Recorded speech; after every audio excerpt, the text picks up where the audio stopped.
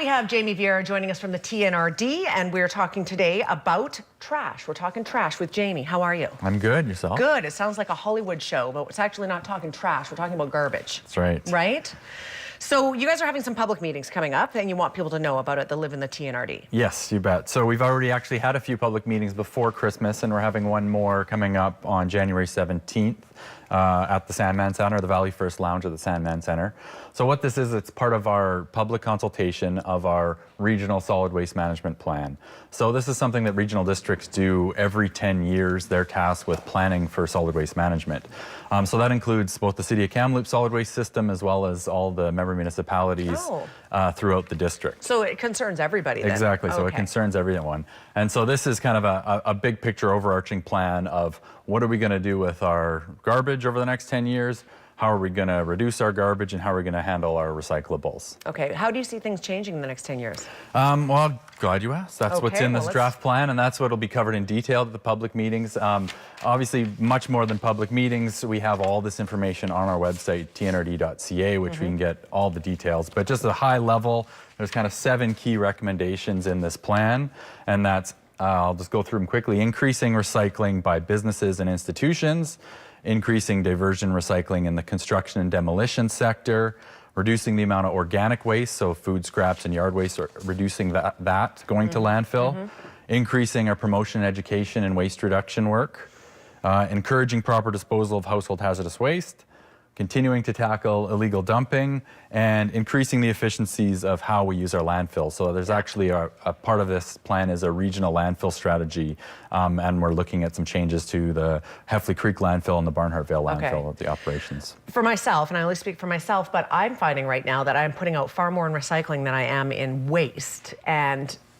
it's almost to the point now where I need a bigger container. Is that something you guys will be talking about, the size of the containers you get? And we're open to kind of all the comments. This plan is a little more high level, not talking about details of collection, but we're looking for any input and all input of what issues are out there. Right. So a lot of what is going to be discussed in this plan are policies going forward. So for example, one of the ways to increase recycling that other regional districts have done is actually disposal bans. So currently you have options to recycle or throw things in the garbage. When disposal bans come in, like what's happened in the Vancouver area, there's actually a bylaw penalty if you put recyclables in the garbage. You know what? And I was going to bring that up. I know where my parents live in Victoria, and I've mentioned this before on the show. If they throw out composting stuff that they could compost, they can get fined for it. Is that something that we could be going that way for as well? Yeah, so that's a type of disposal ban. So obviously this isn't something that would happen overnight, but that's all part of this plan and how we'd roll it out. So you'd start with the low-hanging fruit first, like things like cardboard. Cardboard is very easily recyclable by both businesses and residents. So if something like cardboard went in the garbage, that would probably be the first step to introduce a ban. Organics bans, like in Victoria and Vancouver, that would be farther down the list, but something that's being considered. So something as obvious as cardboard that should always be recycled, could we see that be implemented in the next year? Like how soon could some of these? It's in the 1 to 3 year horizon of that plan. And where it would start is the bans come in on the commercial load. So we're not talking about breaking open the black garbage bag on the curb and looking through your garbage. It's more of when an entire garbage truck comes in that may be collecting from businesses and institutions, and that's the starting point. Right. I can also say that I've had the experience of seeing people come around from the city, and they're actually going through our recycling in our neighborhood, not recently, but when the weather was a little more palatable, to make sure that we're recycling. And they actually put a tag on my recycling because I thought I recycled a dog food bag that I thought was recyclable, but it wasn't. Can we expect to see that sort of education continue? Yeah, that's part of the education and promotion program.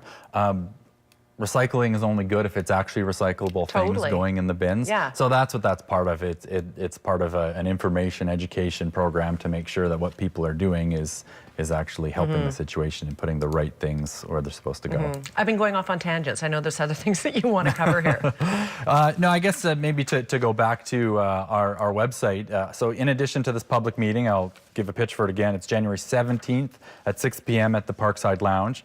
So in addition to that, all the same information that we're covering at the public meeting is on our website, TNRD.ca. We have an online survey that you can fill out to provide your feedback. And if you fill out that online survey, you could be entered to win. We have a $100 Visa gift card we're giving away, or a home composting kit that's valued at $150, Which is great. I think we should all be doing more composting. Yeah. And for those not online, we have paper copies of that survey at all municipal offices and local waste transfer stations and landfills and all TNRD libraries. Okay.